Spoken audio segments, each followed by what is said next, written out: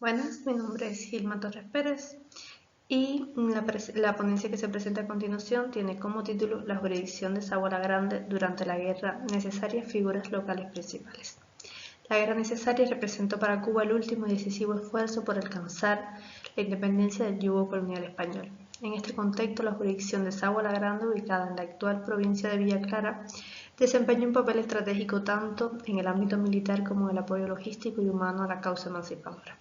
El trabajo busca comprender el papel de esos individuos que, al margen de las figuras centrales que constituyeron los grandes líderes independentistas, también fueron actores decisivos en sus localidades o en otras regiones.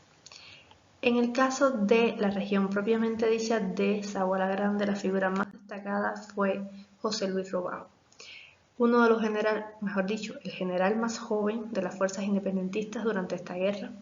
Provenía de una familia adinerada, propietarios de ingenios, y aún así fue uno de los primeros en alzarse contra el dominio colonial español cuando apenas comenzaba sus estudios de medicina. Su levantamiento en la finca Clavellinas marcó el inicio de las acciones militares en la región.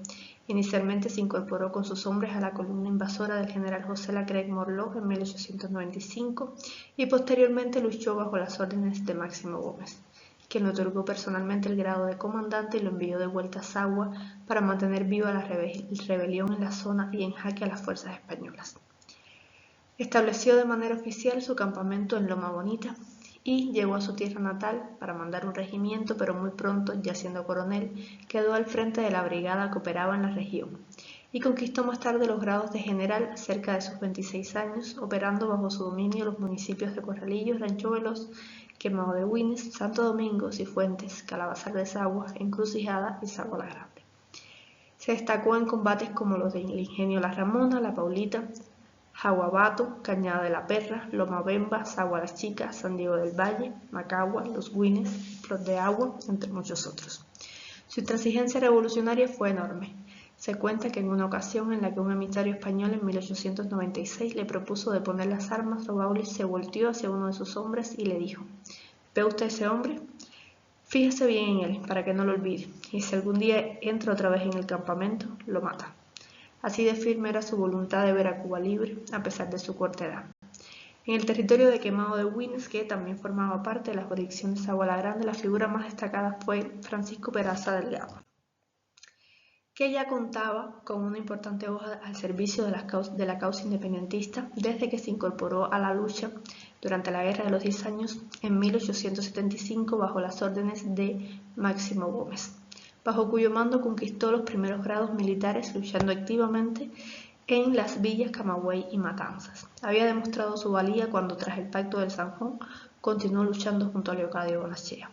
En esta nueva contienda comprendió, después de su alzamiento, que su lugar para el combate al enemigo estaba fuera de esta jurisdicción, incorporándose a las fuerzas de Serafín Sánchez Valdivia, y hacia finales del 95 se integró a las tropas invasoras bajo las órdenes de Antonio Maceo, combatiendo a la vanguardia. Llegó hasta Pinar del Río, donde realizó toda la campaña hasta el final de la guerra. Participó en importantes batallas como Maltiempo, Coliseo y Calimete, y fue uno de los 8 generales que escoltó a Máximo Gómez en su entrada a La Habana. Peraza se mantuvo fiel a sus ideales tras la muerte de Maceo, a quien admiraba profundamente, y mantuvo su postura intransigente una vez instaurada la República. En una ocasión escribió: «Juro por la memoria del general Antonio combatir hasta el fin de mis días al enemigo de nuestras libertades». Y así lo hizo, hasta que fue asesinado durante una acción contra las fuerzas de Fulgencio Batista en 1931. Había participado en las 3 guerras por la independencia, demostrando ser una figura imborrable en la historia del país y de la localidad de Quemado de Güines, aunque la mayoría de sus acciones no se haya desarrollado en este territorio.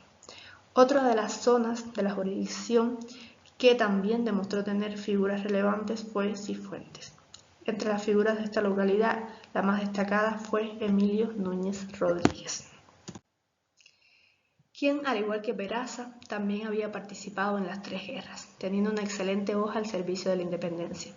Había luchado bajo el mando de Henry Riff, se había alzado durante la Guerra Chiquita en Sagua la Grande y, fracasada esta, se había negado de poner las armas hasta diciembre de 1880, cuando recibió una carta del propio José Martí para que se marchara a Estados Unidos, siendo el último jefe mambí en abandonar el país.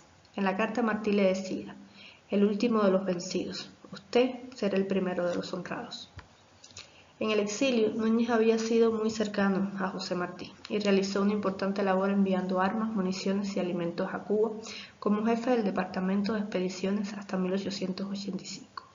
Durante la Guerra del 95 alcanzó el grado de mayor general y se mantuvo organizando expediciones armadas revolucionarias hacia Cuba desde Estados Unidos. Su misión también incluía aglutinar a los emigrados. Condujo él mismo, como jefe de mar, más de 20 expediciones, lo que evidencia la responsabilidad con la que asumió su labor, pues debe recordarse el constante hostigamiento que recibían los cubanos por parte de la policía estadounidense para entorpecer el envío de expediciones. En la zona de Encrucijada se destacaron figuras como Carlos Rodríguez y Juan Rodríguez Suárez en Corralillo, José Ramón Rodríguez, un destacado patriota que se unió a la guerra desde los primeros momentos y fue uno de los principales colaboradores de Máximo Gómez, así como Francisco Caraballo, quien tuvo una gran capacidad para llevar a cabo emboscadas y un amplio dominio del terreno montañoso de la región que le permitió llevar a cabo operaciones militares efectivas. Pero, sin duda, fueron Marcos Aguirre y Leoncio Vidal las personalidades más destacadas de esta última localidad. Aguirre, estudiante de farmacia, se convirtió en un independentista que utilizó la farmacia donde trabajaba en La Habana mientras estudiaba como centro de conspiración contra la dominación española y donde reunía a jóvenes que como él ansiaban una Cuba libre.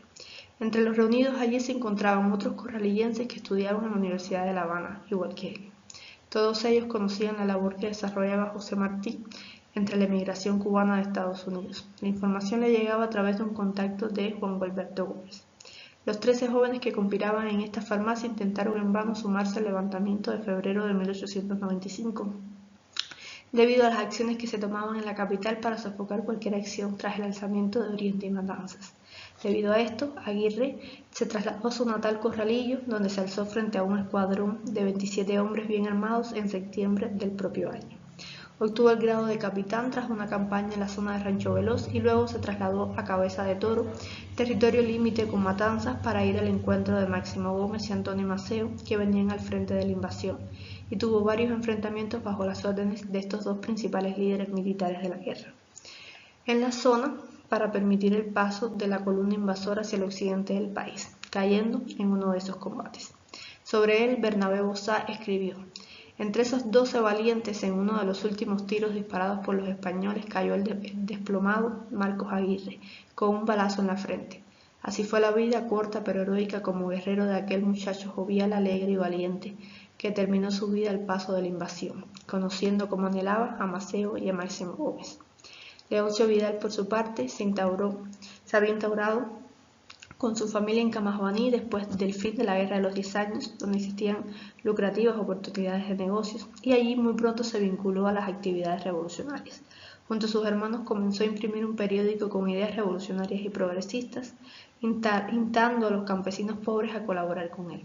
Poco a poco fue creando un ejército que espiaba y se infiltraba en las filas españolas, creando una red de tráfico de medicamentos, armas e información estratégica. Cuando estalló la guerra del 95, la gran mayoría de agricultores se unieron a él. Con el rango de coronel luchó en numerosas batallas y escaramuzas. Lideró la única columna que penetró en la ciudad de Santa Clara en 1896 y avanzó hasta el centro, llegando a la plaza, donde murió balaceado por los fusileros españoles. Su muerte fue un duro golpe para los rebeldes de la región. Como se puede ver, la jurisdicción de Saguala Grande desempeñó un papel esencial en la guerra necesaria, no solo por su ubicación estratégica y recursos, sino también por la valentía y compromiso de sus habitantes. Figuras como José Luis Robau, Emilio Núñez, Francisco Peraza Delgado, Marcos Aguirre y Leoncio Vidal fueron fundamentales en la organización y desarrollo de la lucha en la región. A pesar de la brutal represión colonial, el sacrificio de la población local y la influencia de líderes como José Martí aseguraron que Saguala Grande fuera un bastión de la independencia de cubana. Muchas gracias.